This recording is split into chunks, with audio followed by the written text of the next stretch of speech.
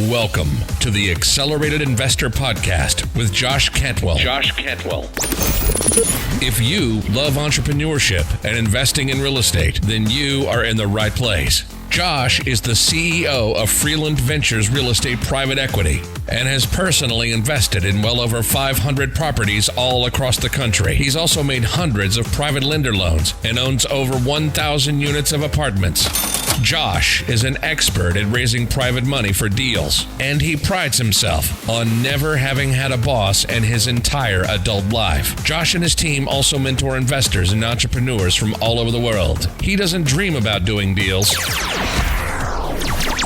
He actually does them, and so do his listeners and students. Now sit back, listen, learn, and accelerate your business, your life, and your investing with the Accelerated Investor Podcast.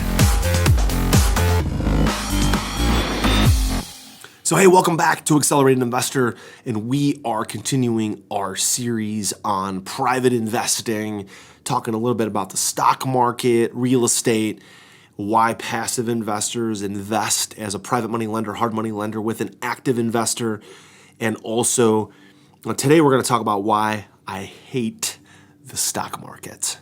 I don't really hate the stock market, like, hate it with a passion, but I have very, very little money in the stock market. I haven't really made a lot of money in the stock market, and the stock market just seems to go up and down and up and down, and nobody has any real clue why it goes up and down. It has a lot to do with superficial confidence. But, I used to be a financial advisor. From 1997 to 2004, I was a financial planner, Series 6, 66, life and health license. I wrote fee-based financial plans. I managed a bunch of money. I sold retirement plans and 401ks and mutual funds and blah, blah, blah, blah, blah, blah, blah, blah, blah. And I was so happy when I left that industry because I felt like I had no control. And so let's talk a little bit about the stock market. And if I asked you, I said, look, if I asked you, are you in the market right now? Do you have money in the market? Stocks, bonds, mutual funds, whatever you have. Do you have money in the market? If I asked you and said, hey, if I asked you to pick one, A or B, A, would you rather protect your principal, and in exchange for protecting your principal, you're willing to take a lower return, like more of a fixed return, maybe 2, 3, 4%? Or are you B, somebody who's willing to risk your principal in order to get a higher return? And there's going to be some volatility. You might have some loss of some principal, but you're willing to risk that in order to get longer term growth. Which one of those would describe you? A, preserve principal, lower return, or B, willing to accept the volatility of the market in order to get a higher return? Now, let me ask you, what if you could have both? The principal preservation and a higher return. Now, the reason why I brought this up in this podcast is because that's the exact question that I ask my private lenders the very first time that I meet them and talk with them. I ask them that exact question. And if you've listened to the previous episodes where I talked about Kevin O'Leary and Kevin Harrington and the people that I've talked about raising tons of money, they all talk about creating a problem, like teasing someone, and then stirring the pot, creating the pain, and then really driving home the pain, and then solving the problem, solving the pain. Kevin Harrington talked about tease, please, and seize when we were talking at our live event in our mastermind. And so what have I just done? I've just teased them, right? I've just teased my private investor. So take that, use that in your own business. Now, let's talk about the market, right? So if you are an investor and you're looking for principal preservation, you've got a couple options. You can invest in things like CDs that pay 1 or 2%. You can invest in bonds that pay about 3%, corporate bonds, government bonds. You could also invest in fixed annuities. You can invest in fixed annuities, and fixed annuities are generating about a 4% return. That's if you do a 10-year annuity, with a 10-year surrender penalty, big surrender penalties, big. If you leave early, you get whacked with all kinds of penalties and fees. You could buy municipal bonds if you're wealthy and you're accredited and you want to protect your income and protect your interest from taxes. You could do muni bonds, which might average about a 4% return.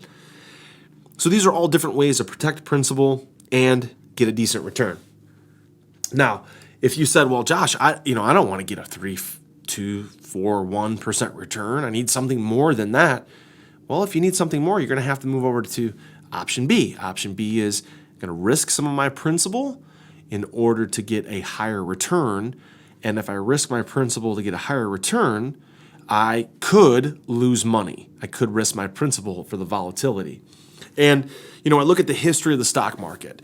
There's many different publications have said, over the last 100 years, since the modern stock market was founded essentially by J.P. Morgan at the turn of the century, around the early 1900s, stock market has averaged about a 9% return over the last 100 years. So would it be reasonable to think that the stock market will probably average 9% return for the next 100 years? I think so, probably, right? So let's just assume that the market, if you're investing in all stocks and all large companies, no bonds, no cash, no fixed income, no annuities, no CDs, your portfolio could get 9% return. Now, if you do a blended portfolio, now every financial advisor is going to tell you if you do a blended portfolio, you're going to average about a 7% return because you're going to drag your return down a little bit by incorporating cash and some fixed accounts and some bonds in there. So you need about 7% return in a portfolio. And every advisor is going to tell you, diversify and wait. You need a diversified portfolio. Okay, great. So we know if we do all stocks, we're going to be at around 9. We do all fixed income, we're going to be around 3. And if we do a blended portfolio, we're going to end up at 7. And that's the gross return. The gross, not the net. This is before fees, before commissions, before expense ratios, before 12B1 fees. And so if you look at the stock market over the last 100 years and it's averaged 9% return, if you factor in, different types of expenses, actually, let me bring this up now. So there's this book, right? Tony Robbins, one of my favorite books, Unshakable, one of my favorite books. And Tony, in this book, has interviewed hundreds of, maybe not hundreds, maybe 50 of some of the world's best money managers and investors, Carl Icahn, Ray Dalio, and guys like this. And they all talk about what's happened in the market. Well, your average investment, your average mutual fund, your average stock, your average bond, that's really made for the common person that just wants to throw their money in a 401k and let it ride. And they also talk in this book about all the problems with that approach. And if you look at the average return over the last 100 years being 9%, in this book, Tony interviews multiple different money managers and sort of global icons of finance. And Tony talks about how, Forbes did an independent study, and they studied thousands of mutual funds and found that the average expense ratio in your average mutual fund is 3%, 3.14%. So if you get a gross return of 9, when you factor in your total expenses of 3.14, you're netting around 6. If you do a blended portfolio and your gross return is 7, after factoring in all your different expenses, you start at 7, your net is 4% net return. Okay? And so even when I was a financial advisor and looking at prospectuses and looking at expense ratios, typically the only thing that advisors will recommend and that we'll refer to is what's called the expense ratio. If you look at Morningstar, you look at different websites that are covering mutual funds and different expense ratios and the returns, they all mention the expense ratio. Well, what we found is that the expense ratio is only one of 12 different expenses, one of 12 different expenses that are buried inside the prospectus of the mutual fund. And so if your gross return is 9, you're going to net about 3%. Love this book. Highly recommend. If you care about your money, you care about investing, read the book Unshakable. Now, if you continue on, like inside that book and from some other resources that we've read about, some other things that I tell my private lenders. So these are some of the things that I bring to their attention and the reasons why I really don't like the stock market. So I don't know if you've heard of a fellow named David Swensen. David Swensen is the Yale Endowment Fund manager. He manages Yale's endowment fund. He started actually managing that fund when he was just 31 years old back in the 80s. He's now in his 60s, I believe. And he grew the endowment fund from $1 billion to $25 billion. And I've heard that Yale, now 1/3 of all of Yale's expenses are actually paid by this endowment fund. 1/3 of their teacher salaries, their costs to run their buildings and just run the university, 1/3 is actually paid now by this endowment fund. And in the book Unshakable, David Swensen talks about how mutual funds are a $13 trillion lie. And they charge exorbitant fees for underperformance. And they talk about how 96% of actively managed mutual funds underperform their related index.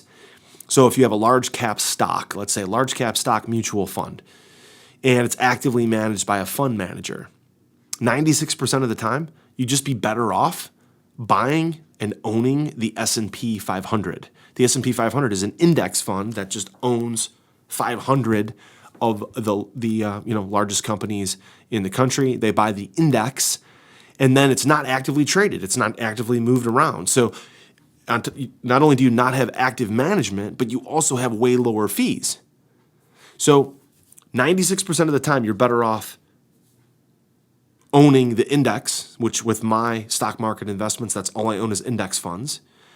And secondly, instead of a 3.14% expense ratio, you can get down as low as 0.2% expense ratio. So you can cut your expense ratio down by more than 100%. 100 times, actually. Not 100%, 100 times.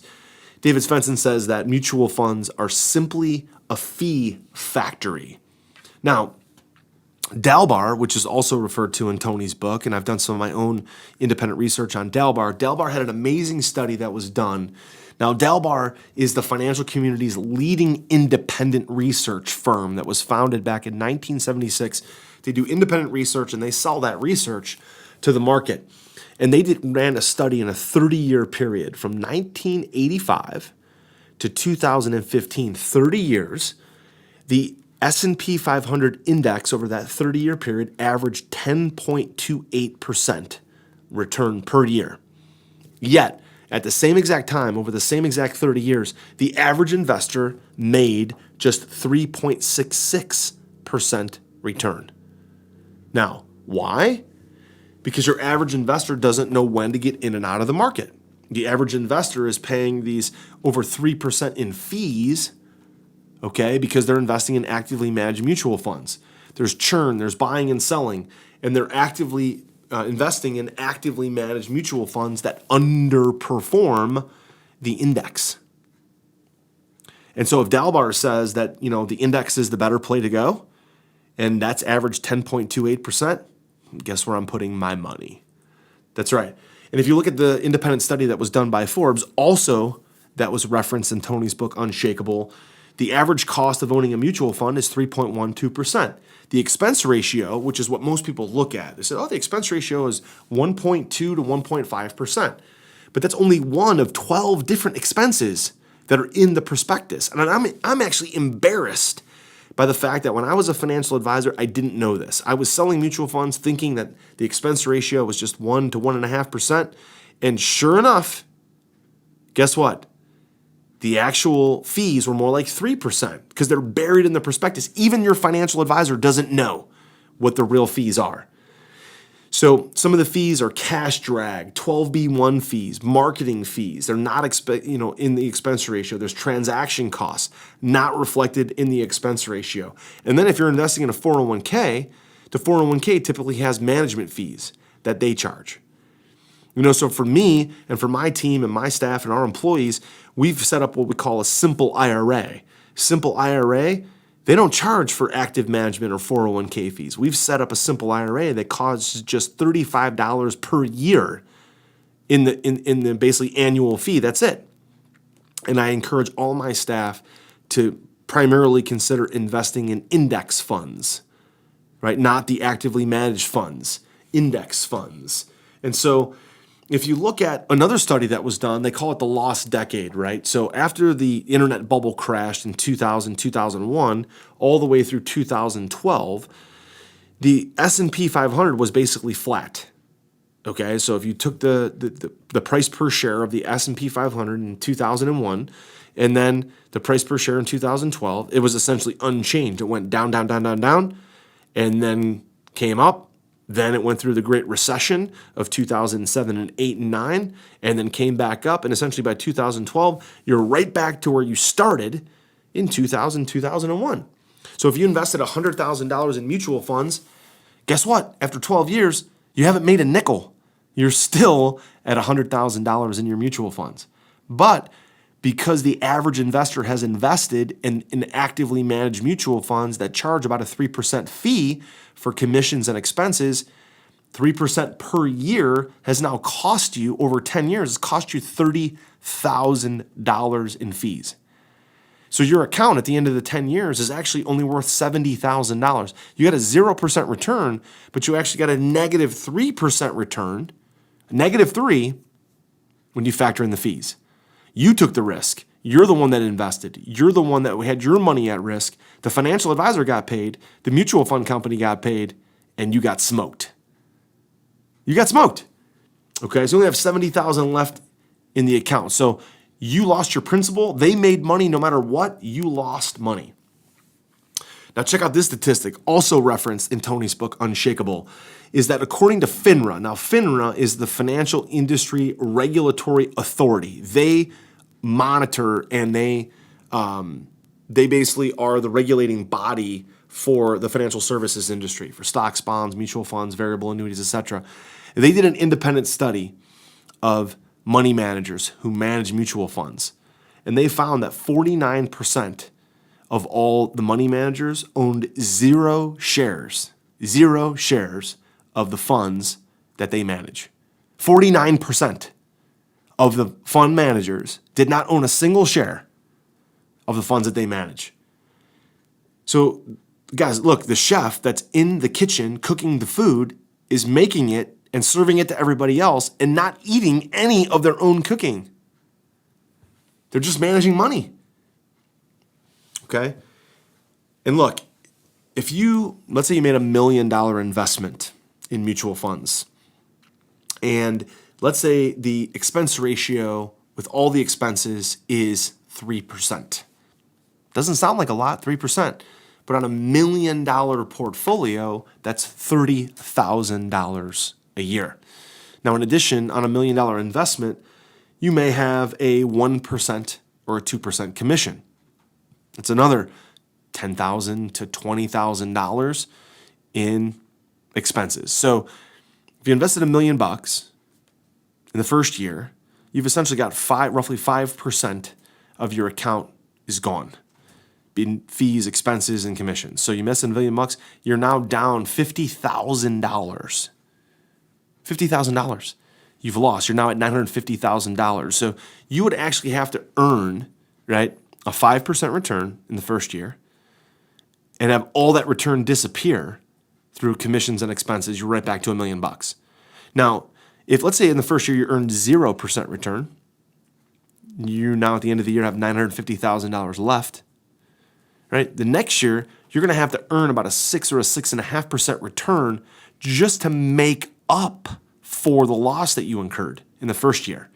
Now, in the second year, you've got to get more than 5% return because you lost your principal. And so instead of paying $50,000 in expenses, you could, one, invest in index funds. If you want to invest in the markets, you're going to get a higher return with lower fees. Or B, you can also make the opportunity to look at some private placement opportunities. You can look at real estate. You can look at private lending. You can look at apartments. You can look at some crowdfunding platforms and invest in real estate where the returns are more fixed, more predictable, okay, based on the cash flow and the after repaired value. Now, it's interesting. One more thing I want to share with you is that my one of my financial advisors. So I don't invest in anything that my financial advisors are trying to sell. I don't buy any stocks or bonds or mutual funds, but I do have a financial advisor, and that financial advisor writes a financial plan for me and my wife. And that financial plan has all the projections of how much money we need to save and how much money we need to put away for the kids' college and blah, blah, blah, blah, blah. And we've gotten most of that stuff already taken care of. And so, at this point, my kids' college is paid for. I'm just investing for the long haul now. And if I look at my financial advisor, his name is Adam. I have two different guys, Adam and Brett. And Adam shared with me a matrix that showed what was the number one asset class to invest in. And from 2001 to 2015, it's 1, 2, 3, 4, 5, 6, 7, 8, 9, 10, 11, 12, 13, 14, 15 years. Okay? The number one asset class to invest in was, drumroll please, real estate. Guess what? And a diversified portfolio, if you did a diversified portfolio of cash and fixed income and equities and commodities and international and large cap, mid cap, small cap and real estate, that was actually one of the worst ways to invest. Okay? So I'm not going to give you any financial advice here, right? This is a podcast. I'm not your financial advisor, so don't take this as financial advice. But what I can do is I can tell you what I do. I invest in real estate, and I invest in real estate in a diversified way. I invest in apartments. I invest in private lender loans. I invest in rental properties that I personally own. I invest in apartment deals that I personally own. So I diversify my risk by investing in my own deals and investing with other operators. I invest in debt by making loans, and I invest in equity in investing in deals in equity. And every single one of those investments, I expect to get way north of a 10% return. And I expect every single one of those, that 10% return or more, a lot of times we're getting 12, 15, 20% return, to be net after all the expenses and after all the fees. Okay? Now, before I wrap up here, the one thing I must tell you that the stock market does have one major benefit, which is the liquidity. Liquidity. Okay? Real estate is not readily liquid, right? You got to get a loan, you got to sell a building, you got to refinance a building, you got to buy it, you got to sell it. It's not readily liquid. So I would encourage you to really think about your portfolio and look at what you're investing in. If you're investing passively, if you want to keep some money on the sidelines and you're going to invest that in the markets, invest in the stock market, but invest in an index fund, higher return, lower expense ratio. That's your best option. And that way you can have some liquidity in case there's an emergency, right? Real estate, private placements, investing in businesses, oil and gas, investing in cannabis, cryptocurrency, no matter what it is, those are not readily liquid typically, right? But if you're investing for the long term, you don't need to be liquid anyway. You don't need to be liquid if you're going to be investing for when you retire, or you're investing for the long haul, you're creating passive income. You don't need to be liquid, okay? So that right there is how I invest. Some money for liquidity in index funds. The rest of it is in private placements and businesses and real estate for the long haul to get amazing, amazing returns. And real estate is also the most tax-advantaged investment in the history of the world. The tax code was basically written for property owners. So you've got appreciation, depreciation, you've got principal paydown, accelerated depreciation, which you don't have in the stock markets. That's why I hate the stock market. It's why I love real estate investing. And I hope you enjoyed some of the statistics, some of the data, some of this information you learned here. If you enjoyed it, share it, and I'll see you on the next part of our private money, private investing series. Thanks for being here.